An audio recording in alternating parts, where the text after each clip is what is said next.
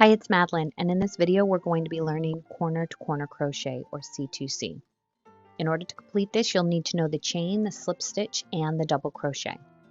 We're going to start with a slip knot on our hook and then chain 6. 1, 2, 3, 4, 5, 6. You're going to place a double crochet in the 4th chain from the hook.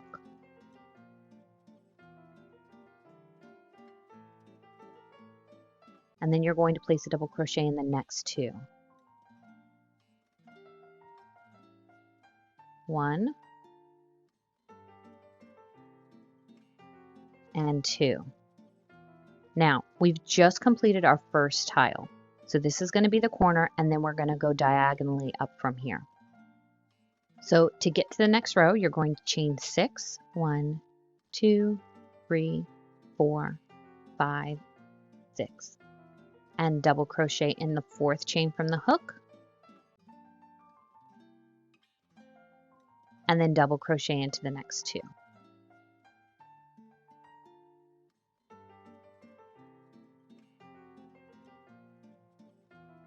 Now, in order to make this face the way you need it to go, you're going to twist your work so that your first row, your corner here, the wrong side is facing you, and you're going to slip stitch into the chain 3 spot that you did from the previous row. You're then going to chain 3, 1, 2, 3, and then place 3 double crochets into that same space. 1, 2, 3. Now you have 2 rows completed, 1 and 2. To start the next row, you're going to chain 6, 1, 2, 3, 4, 5, 6. Double crochet into the 4th chain from the hook, and then the next 2 as well. 1, 2, and 3.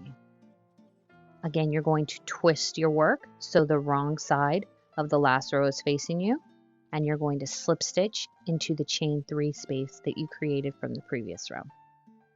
You're then going to chain 3 and place 3 more double crochets into that same space. 1, 2, and 3. Now you're going to slip stitch to the next chain 3 space. Chain 3, 1, 2, 3, and then place 3 more double crochets into that space. 2 and 3. So now you have 3 rows here. We're going to do 2 more rows, and then by that point you'll have the hang of it, and then I'll show you the decrease. So we're going to start the 4th row, which is a chain 6, 1, 2, 3, 4, 5, 6. Double crochet into the 4th chain from the hook, and then the next 2 as well.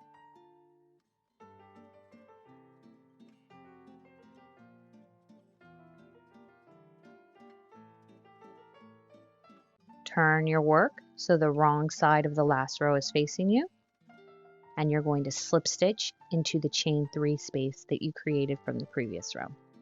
You're going to chain 3, 1, 2, 3, and then 3 more double crochets into this space.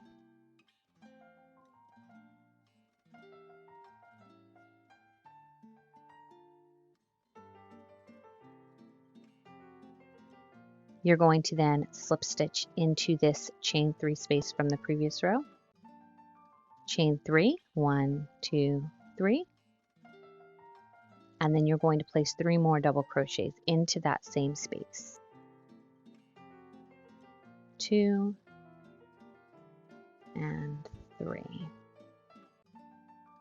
Slip stitch into the chain 3 space. Chain 3, 1, 2, 3, and then 3 more double crochets. 1, 2, and 3. So this is what it looks like so far. We're going to do one more row. 1, 2, 3, 4, 5, 6. Double crochet into the 4th chain from the hook. And then double crochet into the next 2.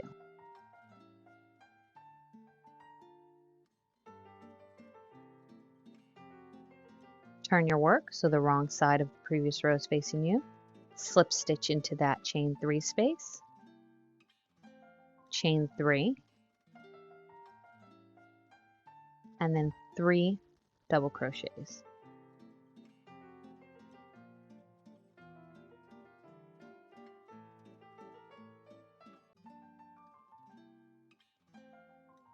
Slip stitch into the next chain 3 space. Chain 3, 3 double crochets.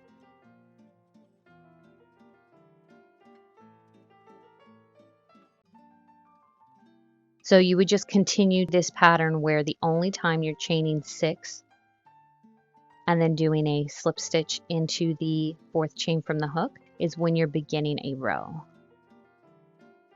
Each other time it's a slip stitch into that chain 3 space from the previous row, and then a chain 3 and 3 double crochets.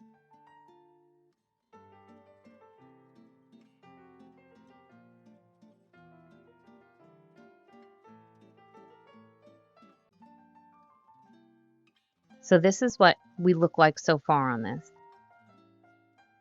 Our rows are counted 1, 2, 3, 4, 5.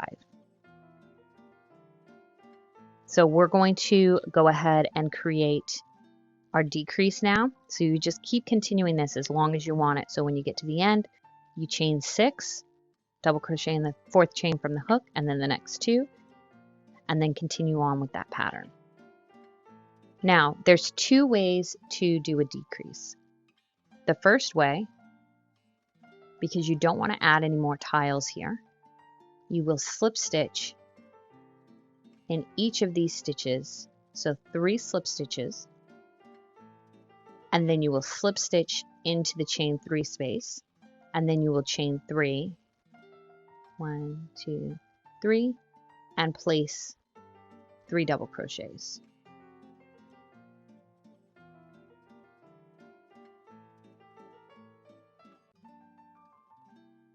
So that is one way to do it. Now, the method that I prefer is when I get to the corner and I want to start my decrease, I chain 3.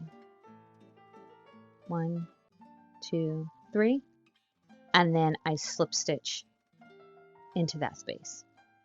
I feel like it gives a more consistent look across. Then I chain 3 again and place 3 double crochets into that chain 3 space from the previous row. And then I would just slip stitch to this next one, chain 3, place 3 double crochets. So the middle parts of the decrease are the same. Slip stitch, chain 3, 3 double crochets.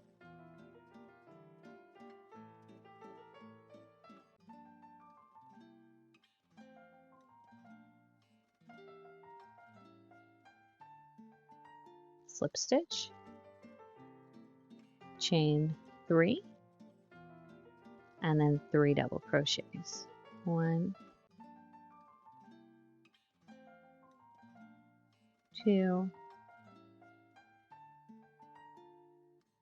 and 3. So this is the end of my row here. So what I'm going to do at the end of my row here, I'm not going to slip stitch into that space. I'm going to slip stitch into the actual chain. I find it gives a much smoother look. So now just to count, make sure we're on track. We have 1, 2, 3, 4, and then our center tile, and then 1, 2, 3, 4 here. So we have 4 and then our center tile on each side. So I know that I'm a complete square. If you wanted to make this a rectangle, you could play with the the edges to where you added more on one side but stopped on the other side, so it would be more of a rectangle instead of a square.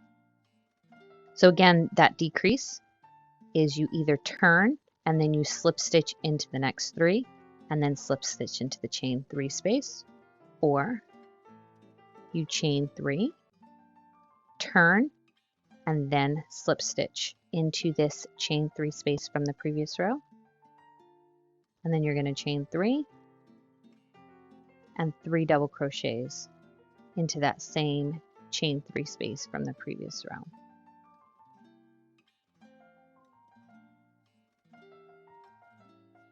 Slip stitch to the chain 3 space from the previous row, you chain 3 and 3 double crochets. 2, 3. Slip stitch, chain 3, and place 3 double crochets.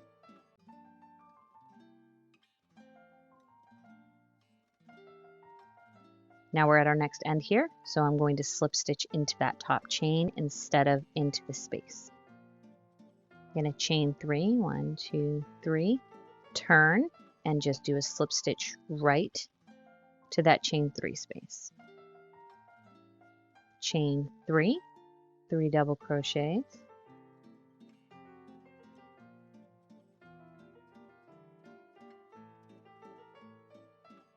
slip stitch into the next chain 3 space, chain 3, and 3 double crochets.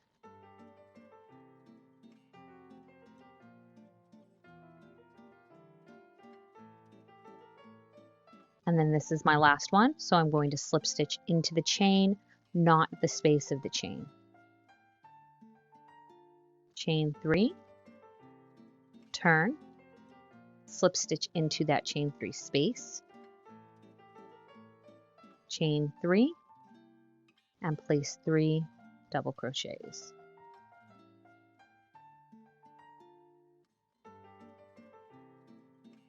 And this is our last one, so we're just going to slip stitch into that top chain from the chain 3 space.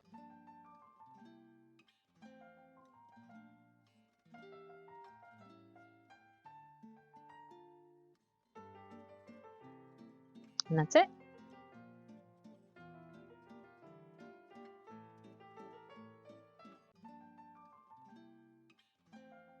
So this is an example of if I did the slip stitch. You can't really see the slip stitches, but I see them a little bit, like in through here. I just don't feel like it's as clean of an edge on doing this. And whichever way you feel looks nicer, that would be the front side of your work. And there's tons of programs that actually can help you create, because you can do color changes on these, you can do graph GANs with these, and do all different types of designs and patterns. So it's really, really a fun stitch to know. I hope you enjoyed it. Let me know if you have any questions or comments. I will see you next time, and thank you so much for watching.